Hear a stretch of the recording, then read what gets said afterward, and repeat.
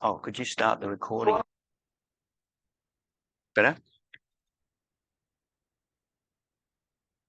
And just say, click on that.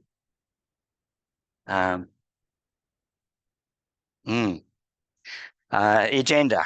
First up will be, it's fairly simple, the usual agenda. First up will be our speaker for tonight, Sonia Graham, and then after the presentation and associated Q&A, we will move on to general business.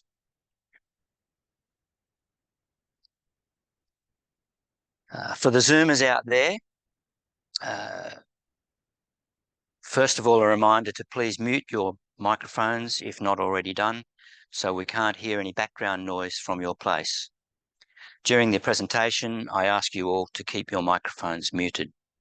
For the Q&A session, you can ask questions by virtually raising your hand in the reactions box or using the chat function to send a message to the off host that you want to ask a question, or you can type your question into the message and it can be read out for you.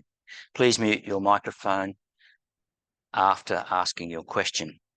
For those here in the audience, all you have to do is raise your hand, but I will ask you to come up to the microphone here and ask your question directly so that people out there in Zoom land can hear you through this microphone.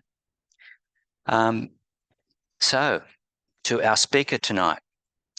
Our speaker is Associate Professor Sonia Graham, a researcher at the University of Wollongong. For 15 years has studied how and why land managers and government agencies work together to manage weeds and examining the benefits and costs of doing so.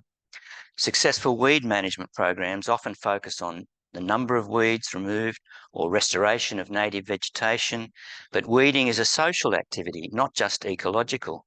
Sonia will explain what social science tells us about what people think about weeds, whether they talk to others about weeds, and what drives them to work together with others, and discuss the range of social benefits from people working together and why we need to think more about people when planning weed management programs.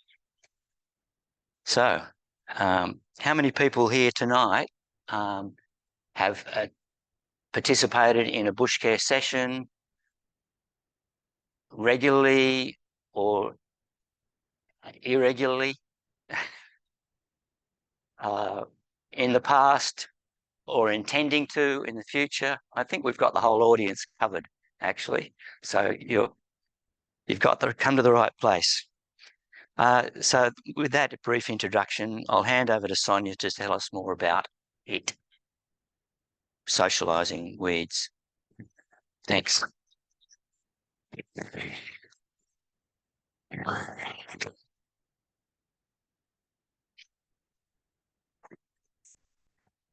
Up to you. Yep. All right.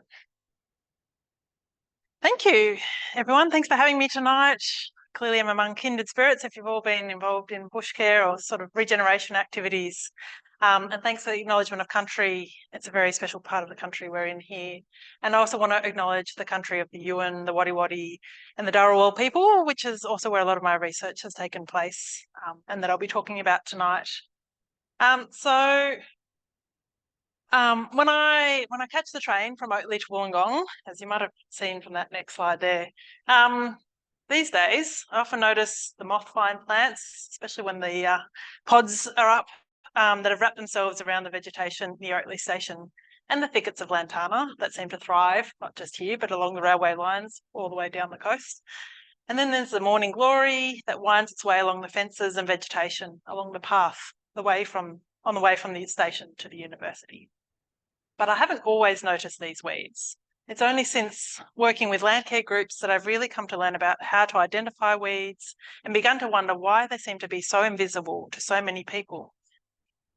And it's a phenomenon that actually won't surprise you to hear someone's got a term for it. So it's called plant blindness. So when people, their inability to notice plants or appreciate their significance. So in searching through newspapers and public documents, it quickly becomes apparent that as a society, we spend very little time talking about weeds in the public domain, meetings like this one aside, obviously. So there's limited recognition of the impacts that weeds have on communities and the benefits that come when people work together on weeds. A quick search of the conversation website speaks volumes about just how little we talk about weeds in the media, in politics, and society. So the Australian Conversation website, sorry, these were some photos. You might recognise that one. That's the Oakley-Tacoma Bridge with the lantana there in bloom at the moment. And I also noticed some asparagus the other day when I was taking these photos. So a search of the Conversation website speaks volume about how little we talk about weeds. It has over 6,000 articles about climate change, over 1,000 articles about agriculture and about conservation, and just 32 articles about weeds. So if we delve deeper into the sort of articles that exist, most of them are about the ecology of weeds, their history, how they got here, how to manage them. They cover topics like herbicide use and resistance, and things like how to manage weeds after fires, which has obviously been a hot topic in the last few years. But only one of the articles talks about the social science of weed management. And it happens to be from one of my colleagues at the University of Wollongong, just one. So in order to address this imbalance in the amount we talk about weeds, and maybe overcome what it might not just be plant blindness, but plant silence, I want to talk to you today about the impacts that weeds have on us individually and as a community. I wanted to talk to you about the social science of weed management. So social science can value add to a lot of the excellent work that's done by other scientists who work on weeds, on biocontrol, on different methods of control. It can also add value to works being done by yourselves and similar groups in bush care and land care right across Australia. My argument is that social science can value add to all of that. So there's two things that I really want to talk to you about today. And I think they're really important to talk about because without them, we're not really going to bring people along and have a really deep conversation about weeds and help people achieve their weed-related goals. So the first thing I want to talk to you about is what social science can tell us about how individuals engage with weeds. And the second, how we can work together better to manage weeds and the diverse benefits I'm sure many of you appreciate that come when we do work together. So I just want to start with the social science and how it can understand the way individuals engage with weeds. And I'm going to start by talking about three common assumptions that I often hear in my research about weeds and how they're managed. So the first assumption, talk about individuals and communities. So the first assumption is that one of the reasons people don't control weeds is because they don't know about them. So during my PhD research, I regularly came across this assumption. Land managers and government staff alike believe that we simply provided land managers with better information about what weeds they have on their properties or that exist in the local area, what control options are available, and in rural areas that they have a legal responsibility to control them, that many people would just start controlling their weeds. And essentially, this assumption can be broken into three parts. First, that by and large, there's a knowledge deficit about weeds. Second, that knowledge deficit can be fixed by just giving people information. And third, that people will change their behaviour based on that information. And these are some pretty big assumptions to make, and they don't just exist in the weed management space, right? These are rife in the way in which we engage with society on a whole range of different issues, things like COVID and come to mind. So I'll come back to unpacking those assumptions in a minute. The second and related assumption is that people are rational. And what is key about this assumption is that people's behaviour in relation to weeds is logical and well thought through. Not only do we think that people will take information presented and translate it into action, but that a compelling, scientifically based and well-argued reason for why they should do something about weeds is enough to get them to act. A classic example is the development of best management practice guidelines, which lay out the reasons why a weed is problematic and the steps to follow to control them. I'm not saying those sorts of guidelines aren't useful, they definitely are.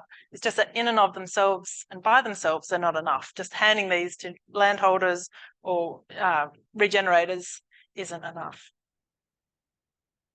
And the third assumption is that people will independently and systematically work on weeds on their own rural properties, and especially if legislation requires them to do so. And this assumption is quite a doozy in Australia. We've been doing this since the 1850s, essentially. So for almost 2 centuries, we've had legislation that requires rural land managers to control weeds on their own properties and get threatened with fines for not doing so. So the legislation recognises we have a collective problem. So the reason we wanted to get people to do things is because weeds spread and because they have an impact across boundaries, and yet the solution is individualistic. And this isn't only true in rural areas, but it is also true in urban areas, this sort of approach. So we've had new and emerging weed species like hawkweed and Mexican feathergrass found in urban gardens, and the government have come in and removed these from people's properties. So the focus is on individual management, but it really overlooks the way in which we need to work together as a community to manage weeds on private and public property. Clearly, there's a lot of land for the government to cover, and they don't have the resources to do it all themselves. So there are a whole range of different social science disciplines that could help us unpack these different assumptions about weeds. What I'm going to do tonight is I'm just going to focus on psychology. So I'm a geographer by training, but I find the psychology is really useful in helping us to understand these. But there's a whole range of other disciplines that could help too. So a psychology perspective asks us to take into account the way people think about weeds, which is by and large the thing that we focus on. So we need to think about what weeds people believe to be a problem and a priority, what management options that are considered acceptable, and especially the thing I've been coming up against a lot is against the use of herbicides. So there's a real aversion to the use of Roundup. So these are things that we need to take into account when we make recommendations and think about how people engage with weeds. So psychological research tells us, though, that people aren't empty vessels that easily take information on board. So what we need to do is understand why it is that people don't and what we can do about it. So what people hear and absorb in signs like these is very much determined by their values, their past experiences, and their stage in life, among other drivers. This perhaps is most evident in the debate about climate science and the COVID vaccines. In both of these spaces, we can see the way in which scientific information is taken, distributed, debated, distorted. So the knowledge deficit approach that is often taken in communicating about weeds and other issues is that we forget, or we don't speak to the way in which people have diverse experiences and the existing knowledge that they already have. So we could do a much better job of tapping into people's existing knowledge and talk to them in ways that resonates them with their own experiences and values. What does this mean? This means in the weed space, we need to take a knowledge strengths perspective rather than a knowledge deficit perspective. We need to value the knowledge that people already have and build from there. We need to develop a multitude of ways to engage with people, and we need to tailor messages to people's interests, values, and life stages. We also need to recognise the diverse values that exist around weeds and their management. Things like the use of Roundup and glyphosate is definitely a key issue in this space. The psychological perspective also takes into account how people feel about weeds. And this is one thing that I'm really passionate about. The emotions they attach to weeds and their management. This is something that is missing from our common assumptions about weeds. So if you think about those assumptions I put up before, emotions didn't really appear anywhere. We focus on cognition and how people think and their behaviour at the expense of their emotions, or as the psychologists call it, their affect. So whether people recognise a plant as a weed and whether it's worth investing time and energy in depends not only on whether they know it to be a weed, whether it's on a list of weeds of national significance, whether they see it as something that's invasive, but also about whether it frustrates them and causes a nuisance and makes them want to do something about it. For some land managers, weeds are also associated with feelings of overwhelm. So the reason for not doing weed control is because they're overwhelmed. So the evidence for this emotional side of weeds has been really obvious since the Black Summer bushfires. So we've been doing interviews with land managers up and down the coast since then. And not only did weeds come up as something that worried them and overwhelmed them, but it's also the thing that they felt least supported by when it came to the post-bushfire response. So we have Blaze Aid that comes and helps them with their fences. We have people who come in and help them evaluate their properties and what sort of works needs to be done, removal dangerous vegetation, but weeds was a whole different story. So a quote from one of the properties that we talked to explained that a friend has a property that completely burnt. And I've heard a few other people say, I can't, just overwhelmed with the weeds because everything went bare and then there were large amounts of rain and then the weeds came. The weeds are taking up acres, tall fleabane, higher than your head. They're overwhelmed with it. They want to plant back gardens and get their paddocks back. So they just aren't just weeds. And so I feel sorry for them. So not only were residents worried about what to do with a mass of plants, how to identify whether they were weeds or not, and what to do about them, they were also worried about the bushfire risk that they were now going to pose. So across southeast New South Wales, what we've discovered is that black wattle, a native plant that's endemic to the area, is suddenly being redefined as a weed, not because it's on any weed list, but because of the vigour with which it's growing back, and because it's striking fear into the hearts of residents who lived through the Black Summer bushfires and see it as fuel for the next lot of bushfires, which they feel will come sooner than those wattles have a chance to senesce. And so all of a sudden we see this emotional response driving the way people engage with plants and see them as weeds. Weed officers we talked to were inundated with phone calls of distressed residents wanting to know whether these new plants that were showing up on their properties, what they were and what they could do about them. Bushfire recovery staff turned to us at the university, which is concerning as social scientists, for information about what they could do to answer the calls that they received. The problem was that we didn't and still don't have any systems in place to support people with the emotional burden of weeds. Residents wanted a real person, an expert on weeds, to visit them, walk their property with them, confirm what was and wasn't a weed, and what was the most urgent to do, what management practices suited their own needs, their own values. They wanted someone to reassure them. It was as much about the emotions as anything else. So such requests reflect that ultimately weeds are not just a cognitive or issue, but they're also an emotional one that we're still very much learning about. So people are far from rational, and the longer we take to embed the emotional sides of weeds in policy and practice, the longer we'll miss something that's really fundamental in space. And beyond the cognitive and emotional, we need to understand better the behavioural side of weed management. What psychological research tells us more broadly is that even if we understand people's thoughts and emotions, we can't necessarily predict their behaviours. And so there's a really important difference between what people say they do and what they actually do, which is why psychologists often use experiments and things like that to measure what people are doing, because there's a real gap between what people say they do and what they did. So we had some researchers up at Kosciuszko National Park looking at the boot cleaning station. So they worked with the National Park staff to install the boot cleaning stations and some signs around them. And then what they did was they did some research. So they got some students to go along and they did surveys of people starting their bushwalks, coming back from their bushwalks, asking them, okay, so did you use the boot cleaning station at the start of the walk? Do you often do that? Is it just, the fact that they were doing it today? But they also had some people covertly watching them at the same time, right? So we were seeing if what they were telling us they were doing is what they were actually doing.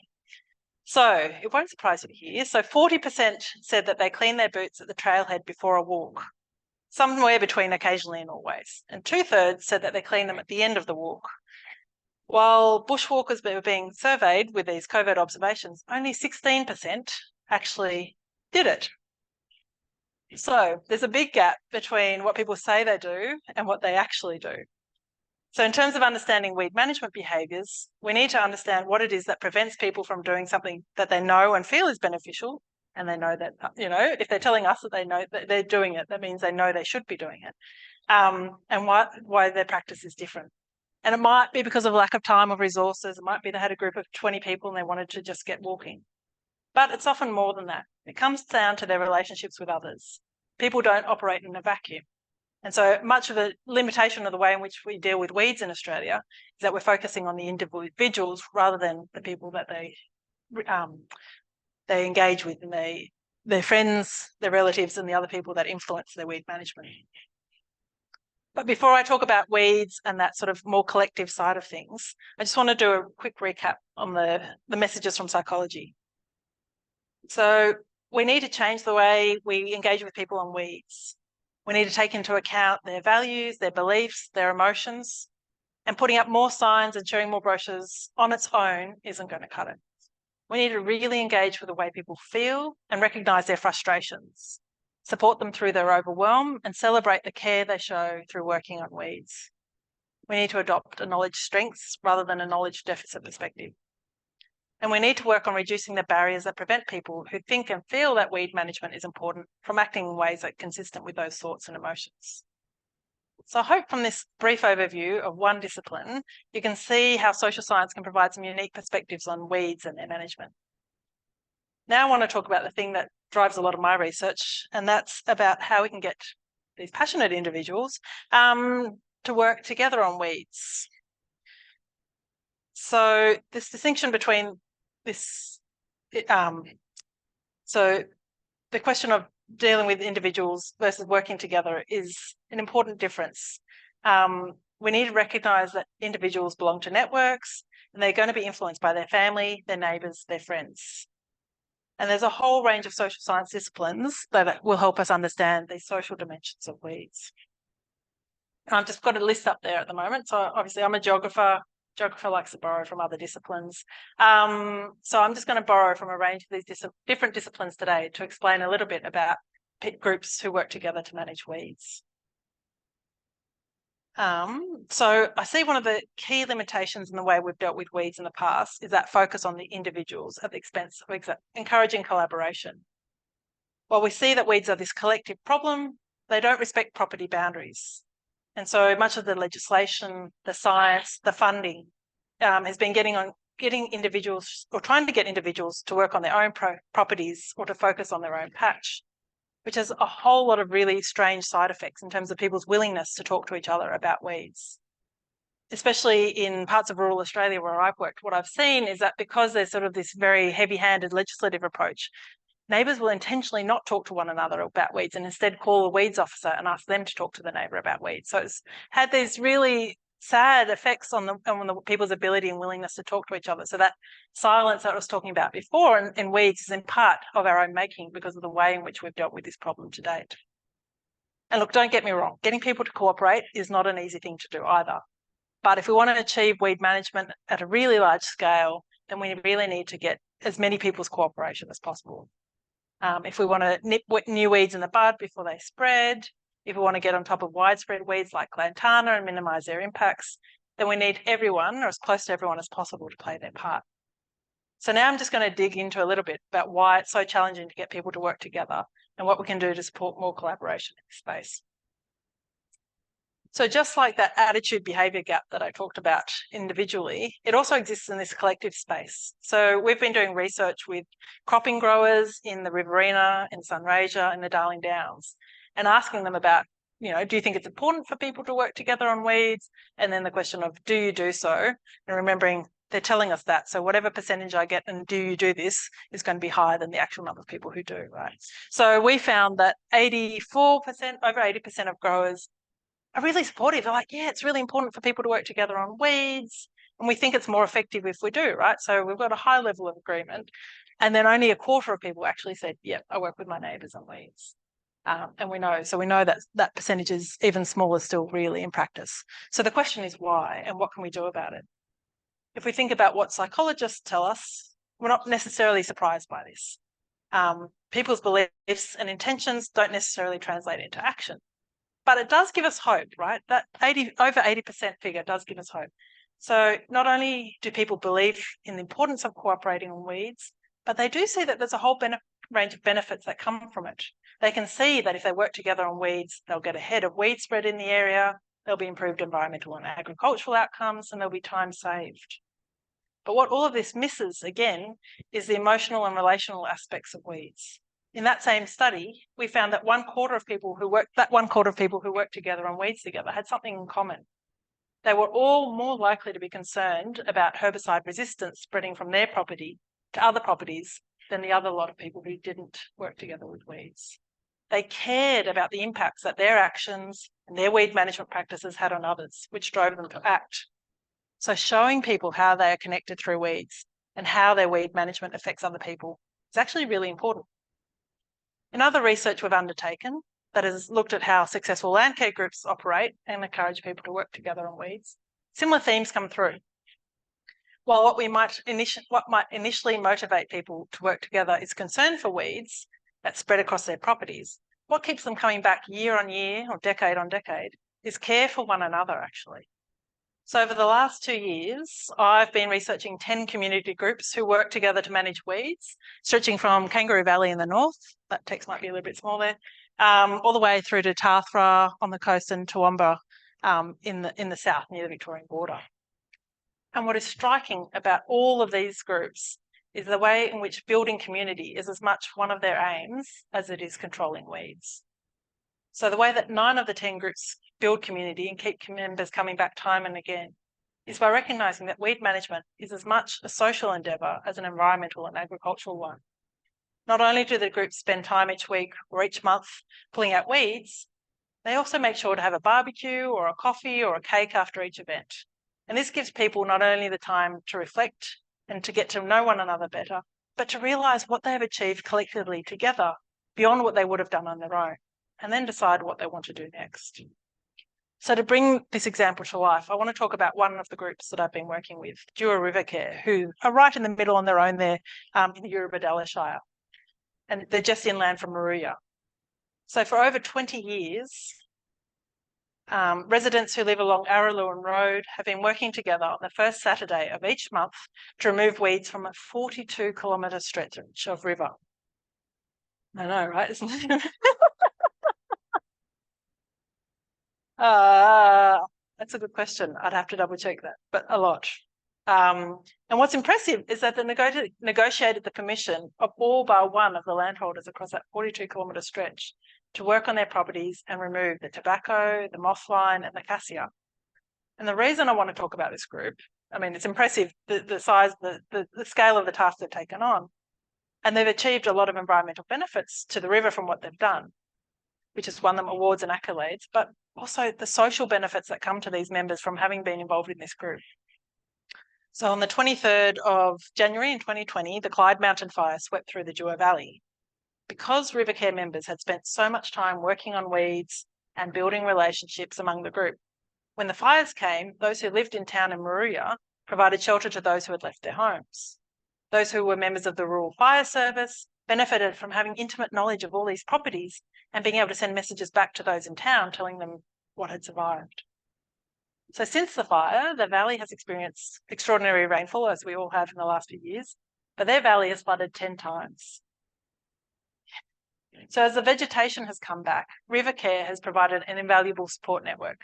The members know that they are not alone when it comes to weeds, floods or fires. So I just want to read out a quote from one of the members of the group. We all know about one another's families. We all know who's been sick, who's died. All those things that it's not just about the pulling of the weed and the poisoning. It's the conversation and the company. We don't make a point of saying, oh, we'll go and have a cup of coffee. We say, let's go weeding. So we weed and then we have the cup of coffee afterwards. By that stage, you've caught up with that particular person. There's been tears about something in the bush and they'll tell you something that's been worrying them. And it's accompanying time as well. So I think this quote is a really good example of how working together on weeds creates a space for emotions and care, where local knowledge is shared and where the people help one another out, not beyond just weeds. And there are countless similar examples of this, and I'm sure you're familiar and with the other groups that I've been dealing with, but also in bush care, land care, dune care, river care groups across Australia. So how can this help us if we want to continue our work on weeds and develop new programs for the future? It means that our metrics and measures of success can't just focus on whether we eradicated a weed or the amount of herbicide applied. We need to take in metrics that take into account the people and the care that's shown among people. So we need to think about to what extent do our programs recognise and embrace the diverse groups of people in the community, their knowledge, their values, their emotions. Do our weed management programs support people or add an extra burden? Do they have a positive or negative effect on people's well-being? Do our programs encourage people to work together? Do they encourage people to talk to one another about weeds? Do they emphasise the way we're connected by weeds? Do they recognise that managing weeds is not only an environmental and agricultural practice, but also a social one? So we need to break the plant silence. We need to recognise the power and passion of managing weeds and how it can help us to prepare for and respond to other environmental issues. And I think social science can help us with that. Thank you.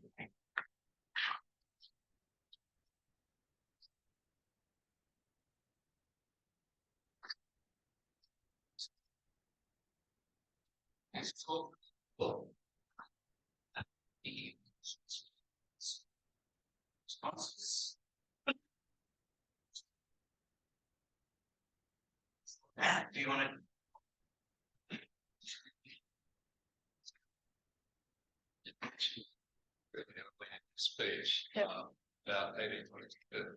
Oh, yeah. Explain. Yeah. What we Absolutely, yeah. So interestingly, that was in South Australia, but a number of states had a similar acts coming at the same time. So I know in Victoria, it was called the Thistle Act because all thistles were weeds, and all, you know, by consequence, even if there was a plant that was a weed that wasn't a thistle, it was still considered a thistle for the purposes of that act. And so basically what we did was we introduced this legislation that said, if you don't control your weeds, you know, we will come onto your property and either issue you in the first instance with a notice to control them, and if you don't do that, we'll come onto your property and spray it and send the costs to you. And so there's evidence in the old newspaper articles, even from the early 1900s, of people in Preston, which, you know, Melbourne isn't that far out of the city, but was then, of people being fined, you know, in pounds or pence for not having kept control of their weeds, their boxthorn, things like that. And so we've sort of just kept doing the same thing for almost 200 years. So the legislation in New South Wales changed in 2015, but I know of a case in Cooma where that act was enacted, and one of the property owners was charged $100,000 for the weed control on their property for not having done it themselves. So yeah, we've been doing it for a long time. Yeah. Yes. I found myself keeping shit and tend to focus on the weeds wherever I go, and it's really off-putting. Yes. They're the only things that you notice. They jump out at you. Now it's weeds, you know, and they're everywhere, and it's all a walk and sometimes because you get impacted by these weeds. Yeah, focus on as well as bad bits. It's chasing down. And I've heard that a lot actually from the groups that I work with, but people say a very similar thing, that once you've seen them, then you can't unsee them in a way. But I think one of the interesting things about these groups, especially because they work on weeds in the areas in which they live, right? And so knowing that there's a group that's working on weeds and knowing that they have this aim, and that, you know, that area that they live in might be split into a number of different areas, and they know they go here in January and there in February. And so it's all it gives them a chance to switch off, because like, okay, I can see a moth vine plant there, but actually I know we're coming to that in a couple of months' time. So I can, you know, not have to worry about it because someone's thinking about it and doing about it. So that helps as well. Yeah.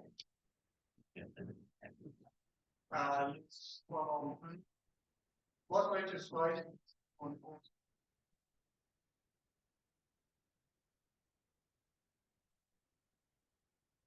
Yes. And look, this has been a problem even before the legislation changed, and it's been an ongoing problem where developers buy this land and sit on it for years, sometimes decades, and don't control the weeds on it.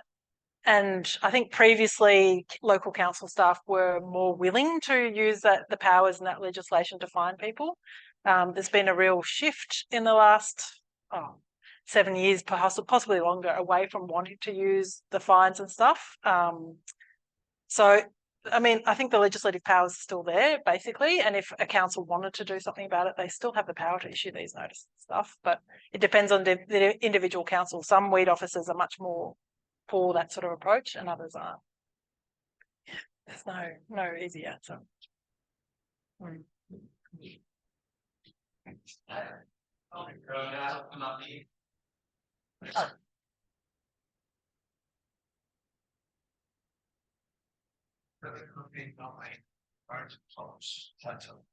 Yes.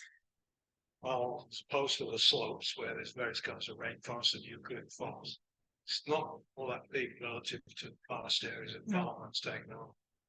When I was up there 30 odd years ago, one of the main problems, apart from wild pigs reaching up everything on the subalpine grassland, there was broom, which is a European plant. There were patches of it everywhere, not enough to completely take over, but there's some that was burnt because you could tell that they'd be setting fire to some council authority that have got perhaps the Parks and Wildlife set up. Because it's a relatively small area, I think that'd be a good one to get stuck into with various organisations. Yeah. And try and do something about it. Do you know if anything has in the last 30 years, or is it completely covered in broom?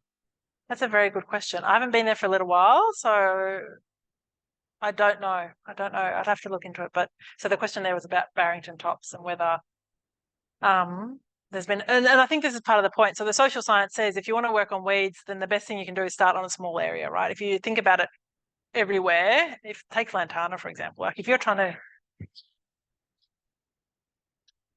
Exactly.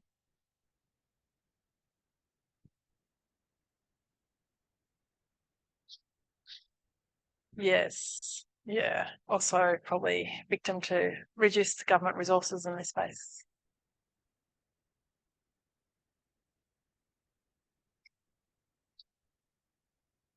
I'm just wondering, why is it that railways worst? Like they're a government organization, there's biosecurity rules, you know, if you see a weed, you're supposed to help biosecurity. They really don't care, I find. And when I was first passionate about it, Yep. Yeah, they really don't want to know. So why is it that our own government can't control the weeds along the train? That's a very good question. So the question is about why railway lines don't have good weed control, and I think it's as much railway lines probably as roadsides as well. So I think there's this thing about some of our what they call the linear reserves, right? Because they're highly visible, and so we can often see those more than we can see other spaces. And they, in interviews, invariably either roadsides or railways are a common concern. And we have a project going at the moment looking at roadside weed management and trying to understand the complex environment that they are for councils in terms of, you know, often roadsides and linear reserves are actually some of the most ecologically diverse communities we have, because they have been protected in some ways from a lot of clearing activities and other things. So there's this difficult tension around managing the weeds versus managing for the ecological values and the other, you know, species you might find there. I do know I went to a linear reserves management conference in Sydney last year in May, and actually Sydney Trains had just done a surveillance of the whole network. So they'd actually sent one train around the whole network, and they had someone who was calling out the weeds that they could see.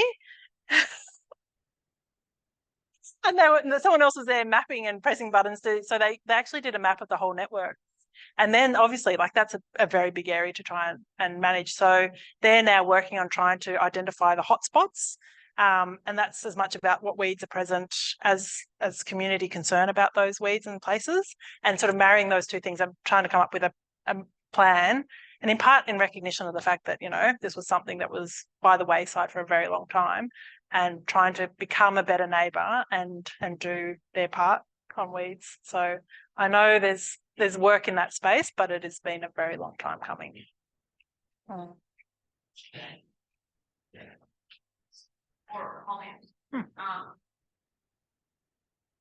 With the changes in the way land use is happening and the breakup of farms and hobby farms and absent landlords mixed in with decent people who are trying to make a living off the land and doing the control of the weeds. Yeah. There are pockets where you'll see situations, nasty things. Yep. I guess what can be done about situations like that? Because, you know, if you've got 50 acres and then you're beside a farm, you know, 1,000, 3,000, what can be done about a situation like that? And you see it everywhere, just these little pockets of virtually deserted land. Yeah, and it's a really big problem. And again, that's a key topic that comes up in conversations, especially about the absentee land managers, and especially around groups where they're trying to do the right thing and trying to work together on weeds, and then they've got people who either don't come, especially a problem in places like Cooma. We've got a lot of people who bought property so it's near the ski fields and maybe come once a year or haven't come for a very long time. So I mean, one way the article in the conversation about the social science of weeds. So my colleague works specifically with absentee land managers to understand their motivations for doing or not doing weed control.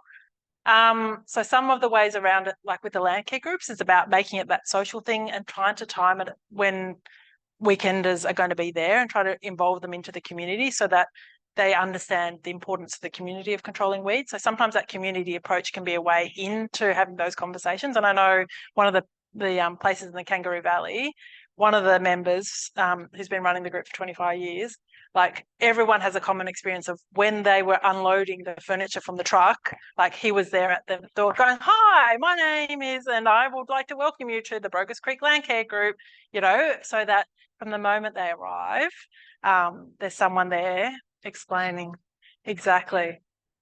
I think that's probably one of the main ways, because I know there's been efforts in the past to put things on title, property title, so that people know, and there is a scope for that, but it doesn't happen much. Real estate agents obviously often sell things as like, "Oh, look at these beautiful golden plains," and it's, you know, serrated tussock or something. So real estate agents are part of that. People can request that information through their solicitors, but often don't know about it and don't do it. So I think at the end of the day, like some councils send out a pack to let people know, but again, we think about it, that's just sending people information that might just go straight in the recycling bin. So I think the personal approach is often the solution to a lot of these gaps in our landscape.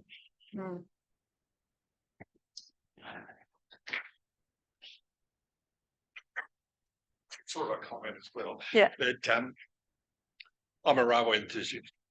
So you have to think back from 1850 to 1950, we all had steam locomotives as our major form of power. Yep. Steam locomotives drop little hot ashes every so often. So railway reservations were frequently burnt. Oh, interesting. One place we often used to go and take steam train photographs was with lovely flowers growing along there because they love growing where it had been burnt. You go there now and that whole area is totally changed. The weeds have all gone, or different weeds are growing there because we don't have hot ashes burning the road. So it's interesting. Oh, I didn't know that. There you go. I just learned something new. That's great.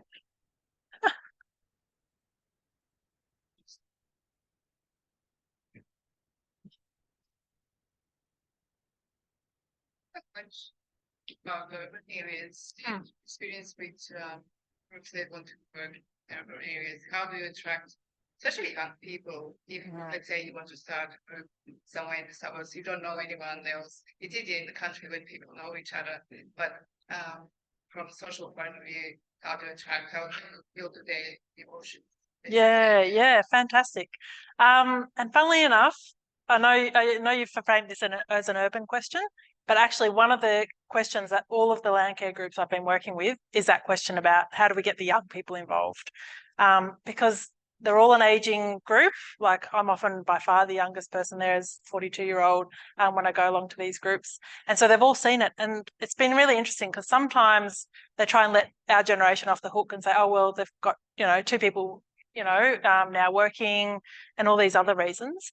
But actually, some of these groups have videos from 1993 when the people leading the groups were 30 years younger and they were there with their kids. They had full-time jobs. So in part, I think it is a challenge. I think it's in urban and rural areas of how to engage our generation in it. I think part of the question is around children and getting children involved. So I know in the past, land care groups did do a lot more things with schools and try to get schools in.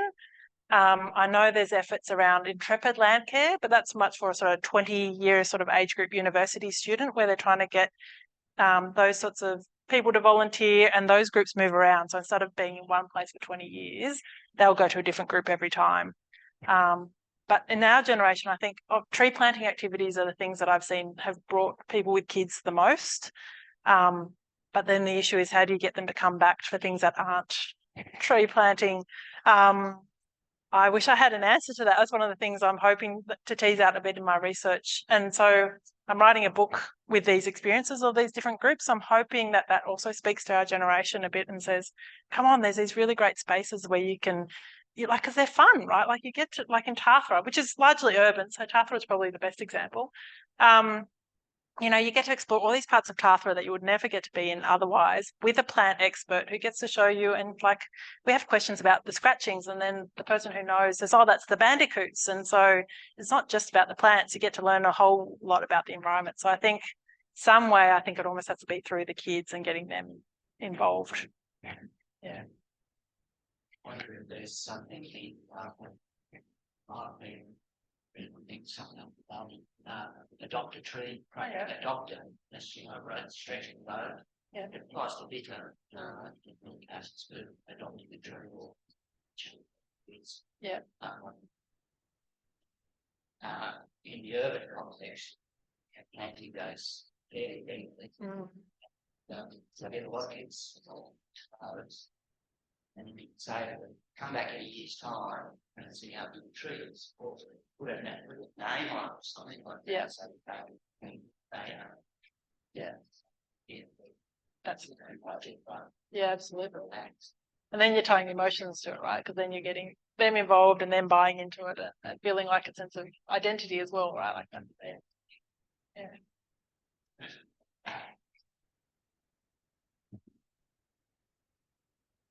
I don't know any of that was that you could have regular either bi-monthly or seasonally, every 3 months. Everyone's birthday who's in that section, they get to plant and that can be there. And then they're coming back every year for that season. Oh, their yeah. plant is growing.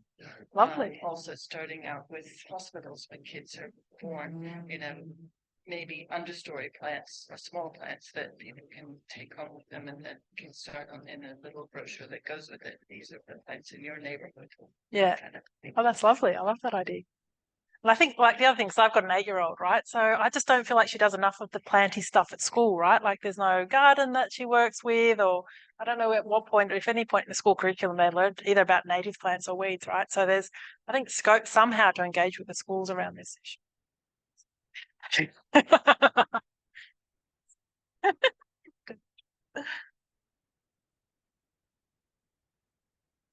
Exactly. They'll sleep well at night. Yeah.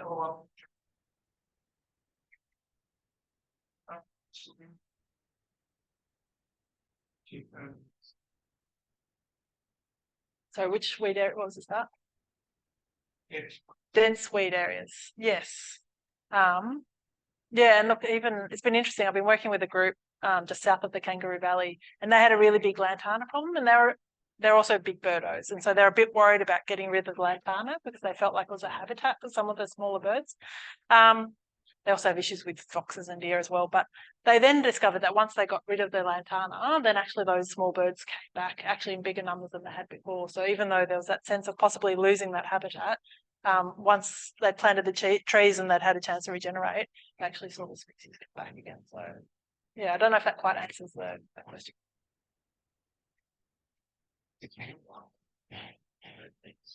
Yeah, Matt.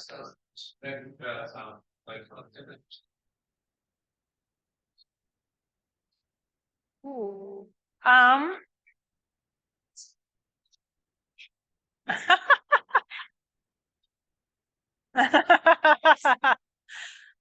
I get the feeling that to some extent they moved it, like because they talked about rolling the lantana out of the way, but they were also very assiduous in then using that space that was created to plant trees, and they had a really big effort in tree planting.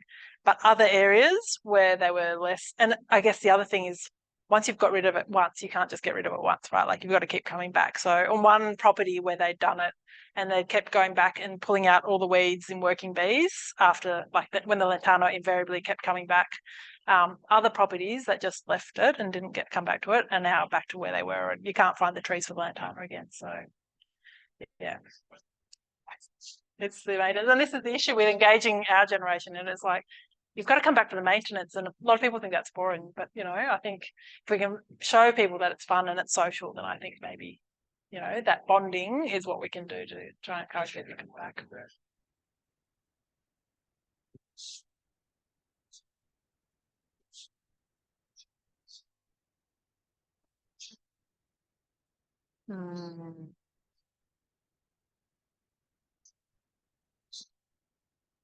So true. Yeah.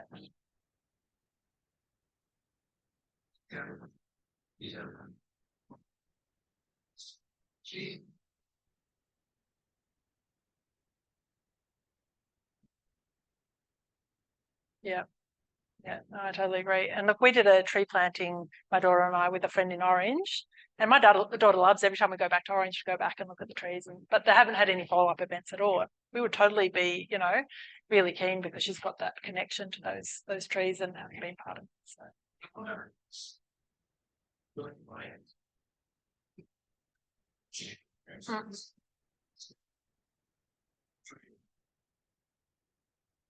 Yeah. Yes. The tree day itself was. Yeah, definitely. How do we get it back again? Yeah. Yeah, and I think like your version was like a tree too, but a year on, right? Like about how do we get back at the same time? And yeah. One of the similarities is psychology. Social opening. Yeah. So that tells you not wrong, Adrian, but many work shoulder to shoulder. Talk about something now. So how you going? You know, that's all focused on. Get them there to do good work, or better work, whatever, and then they'll get talking after that. So that's the social aspects. Reading a day. I think that's a really astute observation. So I definitely agree. So all the groups I've talked to have definitely said there's something about weeding and about doing it alongside one another, and that there is research about that side-to-side activity rather than facing, and the way in which it enables people to expressing that they might do. And I think being involved in a collaborative endeavour where we're all working on the same weeds and trying to improve the environment in a particular place definitely helps and enables people to feel like, well, we're like-minded too, right? And I think mensheds would be the same. Like if you're here, then we have a similar interest, and so we must be similar, and that means it makes it easier to talk. Sonia, I think I can say I'm learning a lot from you about engaging the community. In the last couple of years, we've been running a lot of big planting events. Yeah. This year, we're planting 5,000 trees Wow. on one property down near Gunning. And that social impact or the social interaction is so important. We're having hot soup for lunch one day. We're having lamb sausages for another lunch another day. We're trying to really engage with, and that's exactly what you're doing here. I think we've. Yeah, nice. Yeah, exactly. See what's happened. Well, that's fantastic. Yeah, so we're learning similar. We're learning very quickly, but your research is saying planting days have got to be really about social interaction. That's 100% right. And it seems like a small thing to say, but I think if we just focus on the weeds or the planting and forget about the social side, then it's harder to get people to come back if we haven't done that. These folks here, many of these folks here have already been planting with us, and if the ones who haven't, they'll be coming next year.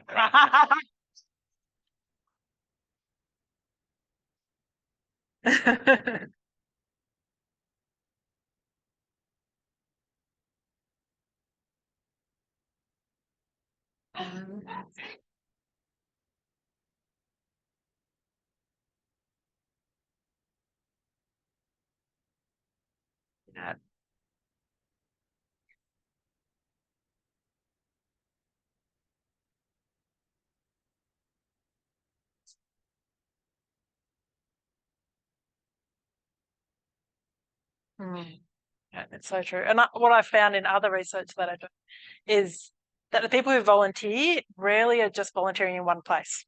So most of the volunteers are volunteers of multiple organisations. And so not only are you doing the regen work, but you might be on the, the other local clubs, the RFS, whatever it might be.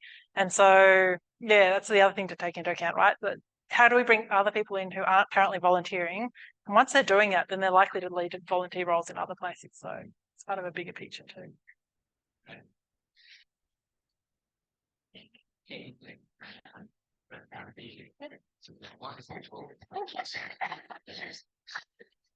Many people very, very interested in the social side of it. And look, I just live in Hurstville Grove, so I'm not very far away. So if you have any questions, please feel free to email me over. Yeah, continue these conversations. Stay here. I'd now like to call on Dennis. Thanks to you. Thank you for your presentation tonight. Okay, well, thanks, Sonia. This has been a fantastic talk, and it's as you realise, you're talking to the converted here, so we're all pretty passionate on weeding and bushcare. And several people have already made comments already about why they do it, the sorts of impacts that are a result of that, like not being able to peer over your neighbour's fence without seeing weeds, not being able to walk down the street without seeing weeds, not being able to go for a walk in the national park without seeing weeds, and it really detracts from the focus of being out there in a lot of respects. Yeah. But it's a lot of us do it not only to find out more about weeds, but also for the social interaction, but also for the knowledge base that provides knowledge in a whole different range of things, not only the plant species that we're trying to get rid of, but also the native plant species that are there, birds, the other animals, all sorts of other knowledge base that this all chains into it. So on behalf of OFF, I'd like to thank you very much for presenting this talk, and everybody got a good appreciation. And, please come to our planting and share activities. Yeah, great. So thank you very much. Thank you.